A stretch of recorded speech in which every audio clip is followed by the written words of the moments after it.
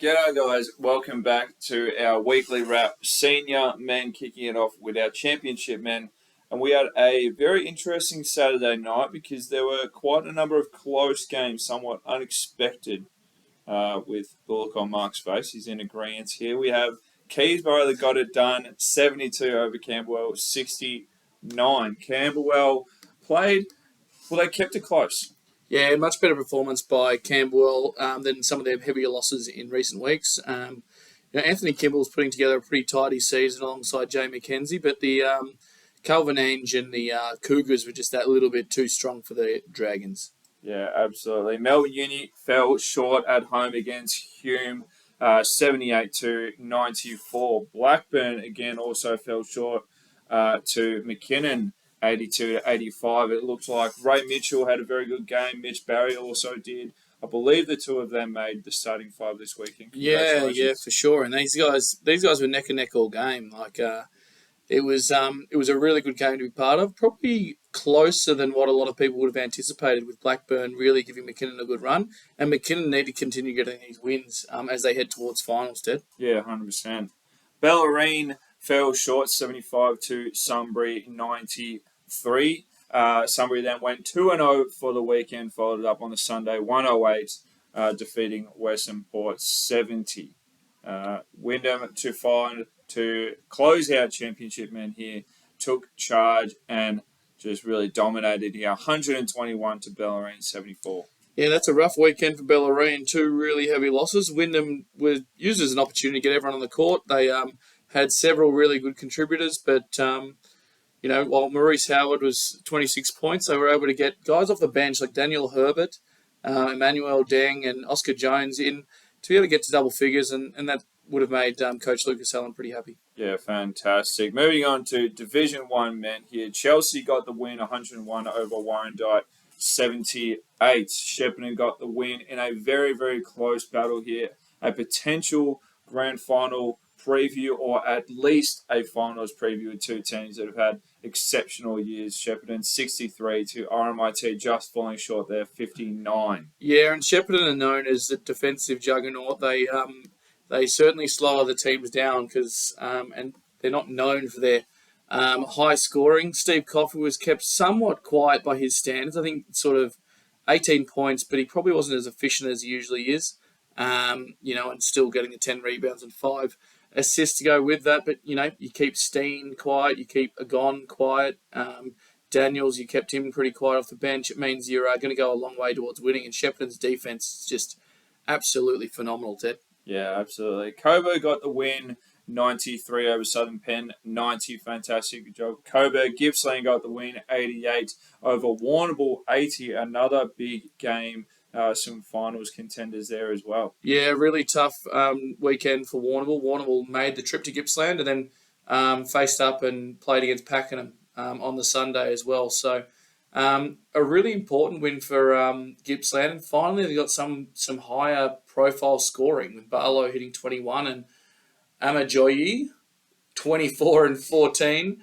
They've sort of struggled to get anybody scoring over 13 points a game at the moment. So they'll be pleased to see those guys. And, the Sunday you see Warrnambool go down again against Pakenham by 9 points. And we just hope that Alex Gines is okay. Alex Gines, however we might pronounce it. Only played the first 41 seconds on the back of a doubleheader. I certainly hope he's okay. Yeah, absolutely. We had to see Oliver Bidmay played all 40 minutes of those just to try and get some sort of action there. But Josh Dow, player of the game there, finishing with 31 points, shooting 6 from 13 from the land of plenty. That is impressive. Yeah, he's coming into some good form at the right end of the year. Absolutely. Collingwood fell short, 66 at Coburg, 81. RMIT were able to bounce back on the Sunday back at home, defeating Bulleen 97 to 88. You suspect Coffey and Steen sort of go home on Saturday night, rethink their game and bounce back, and they did significantly, I guess you could say, right? Yeah, Coffey got himself back on the starting five this week with 29 points, 9 assists, and 5 steals. Daniel Steen also bounced back and was able to get himself going offensively, which he'll be pleased with 21. For Bulleen, sort of a good contribution of scorers in the starting lineup, but probably not enough off the bench. They weren't able to inject that energy from the bench to get the scoreboard rolling over. Yeah, absolutely. Last one here for Division 1, man. Warrandyte got the win 98 over Southern Peninsula 66. Warrandyte still hanging about in finals contention, hovering around sort of like 5 to 7 to 8 for most of the season, isn't it? Yeah, they're really coming off a pretty rough month, and certainly have now dropped below Coburg and Bulleen. So this was a much needed win facing Southern Peninsula.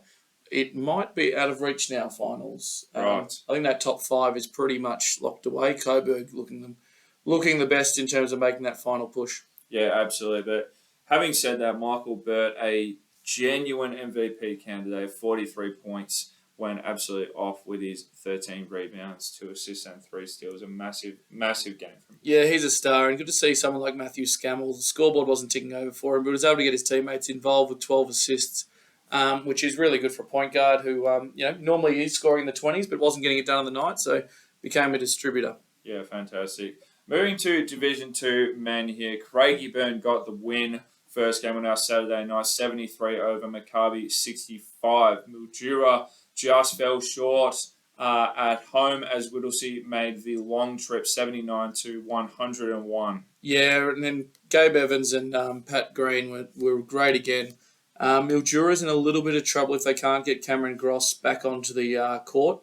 He doesn't set the world on fire with big 40-point games, but every week we knew he was getting 20 and 10 and steering his boys to to wins. And he went down last week against Wallen and they got a big loss. And once again, we would have expected a bit more of a fight if he was playing. But well done to Whittlesea to keep their winning streak going. Absolutely, absolutely. Mornington got it done at home, 81 to Sherbrooke, 63. A very, very nice win there, I believe. Side of home still managed to make the starting 5, I believe. Yeah, 24 points, 20 rebounds gets you there. And, Mornington are absolutely rolling. I believe this might be 6 on the trot. And they've really pushed into that top 5 now. Sherbrooke, this was a chance to keep their season alive, and they've absolutely probably let themselves down. I'm thinking that recently, Nick Tarrant has been great for them off the bench with 2 30-point games in a row, and he seemed to be missing, and so were the Suns. Yeah. It was a dark night. It was a dark night. The moon was out. Sorry, you go. Last 2 games, Wallen got it done, 85 over Maccabi. Maccabi, upsetting weekend for them, going 0-2 to then finish with Altona getting the win by 10 points over Surf Coast, 92 to 82. Yeah, pretty good effort by Surf Coast. They haven't been the best form of late, but Tyler Erard's had a ripper year, and Mark Allen Goodwin really stepped up with 21 points and 14 rebounds in this one. For Altona, they're looking really sharp, and it's with finals around the corner, they're going to be one you need to watch out for, because Adam Anderson's absolutely cooking at the moment, 33 points at 63%, if you don't mind. And then Tyson Burton, 21 points to go with 13 rebounds, has been a big factor for them inside as well.